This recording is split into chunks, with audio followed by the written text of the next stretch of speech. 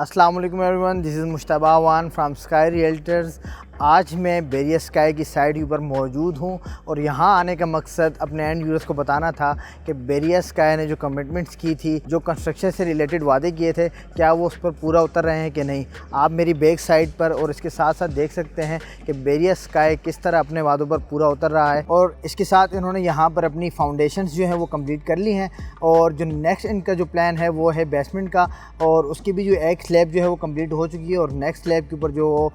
Shift हो रहे हैं। उसके बाद जो थर्ड और लास्ट स्लैब है उसको कंप्लीट करेंगे। और जैसा कि आप सब जानते हैं कि किसी भी हाई राइज बिल्डिंग या इसके अलावा कोई भी इस तरह की बड़ी स्टोरी हो तो वहाँ पर फाउंडेशंस और जो बेसमेंट होती है वो काफ़ी ज़्यादा टाइम लेती है और जो कॉस्ट पड़ती है वो ज़्यादा से ज़्यादा यहीं पर पड़ती है। तो यहाँ पर जो बेसिक काम था, जो फाउंडेशन थी और बेसमेंट था, वो तकरीबन यहाँ पर कंप्लीट हो चुका है, यानी कि 60 से 70% यहाँ पर कंप्लीट हो चुका है। और बकौल इनके यहाँ पर जो लेबर है और यहाँ पर जो मैनेजमेंट की टीम है, बकौल उनके कि वो अप्रैल के अंदर जो बेसमेंट से रिलेटेड जितना काम है वो कंप्लीट कर लेंगे और उसके बाद जो है वो ग्राउंड फ्लोर और उसके ऊपर जो फ्लोर्स आ रहे हैं उसकी तरफ शिफ्ट होंगे। तो यहाँ पर आपको बताता चलूँ कि टाइम स्क्वायर हमारे बिल्कुल अपोजिट साइड के ऊपर है और इसके साथ आगे हमारे पास जो है वो एसक्यू मॉल बनने जा रहा है। अगर हम कंपैरिजन करें प्राइसेस का तो बेरिया स्काई जो है वो यहाँ पर आपको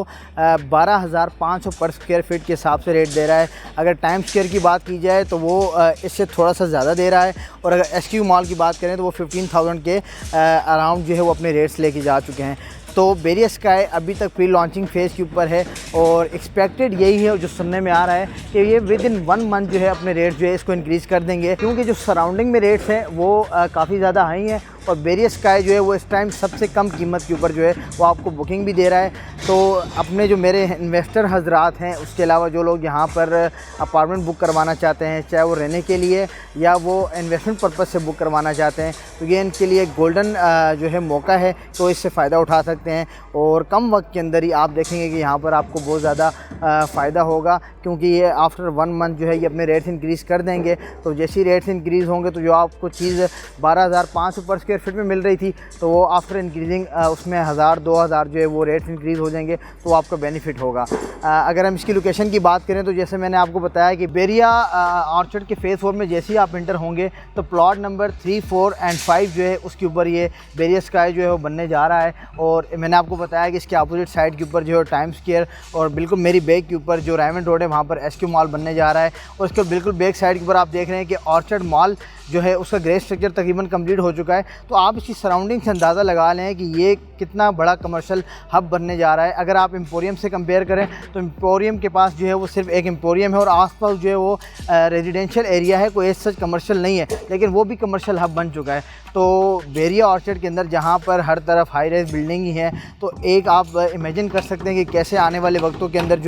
जो ये कमर्शियल हब बन जाएगा। और इसके अलावा अगर हम बात करें, मैं अपने लोगों से ये कहना चाहूँगा कि वो थोड़ी अपनी खुद भी वर्किंग करें कि क्योंकि ट्रेंड्स जो हैं वो वक्त के साथ साथ चेंज होते रहते हैं। लाहौर जो है वो हॉरिजेंटली काफ़ी फैल चुका है और अब जो ट्रेंड आ रहा है लाहौर के अंदर वो वर्टिकल कंसेप्ट जो है लॉन्च हो चुका है और आप देखेंगे कि हर जगह जो है वर्टिकल हाई राइज बिल्डिंग जो है वो बनने जा रही हैं। तो मैं आपको यही रिकमेंड करूँगा कि आप अपनी तरफ से ज़रूर वर्किंग करें इसके ऊपर और आप देखें कि आप कहाँ पर इन्वेस्टमेंट कर रहे हैं, क्योंकि सोसाइटीज़ के अंदर जो मेजर इशूज़ आ रहा है, कहीं पर डेवलपमेंट का इशूज़ आ रहा है, कहीं पर पोजीशन का आ रहा है, कहीं पर बैलेटिंग का इशूज़ आ रहे हैं। तो वो तमाम इशूज़ जो है अगर आप हाई राइज की तरफ आते हैं तो वो तमाम इशूज़ ख़त्म हो जाते हैं और एक सिक्योर इन्वेस्टमेंट जो है वो यहाँ पर आप कर सकते हैं, जो कि कम वक्त के अंदर आपको फ़ायदा देगी। क्योंकि नीचे जो है अगर बेरिया स्काई की हम बात करें तो उसके ग्राउंड फ्लोर और जो फर्स्ट और सेकंड फ्लोर हैं वो कमर्शियल हैं और 4th फ्लोर से लेकर ऑनवर्ड 16 तक जो है ये आपको अपार्टमेंट दे रहे हैं रेजिडेंशियल। और इसके अलावा जो टॉप रूफ के ऊपर जो है ये अमेनिटीज़ दे रहे हैं like swimming pool, spa, gym वगैरह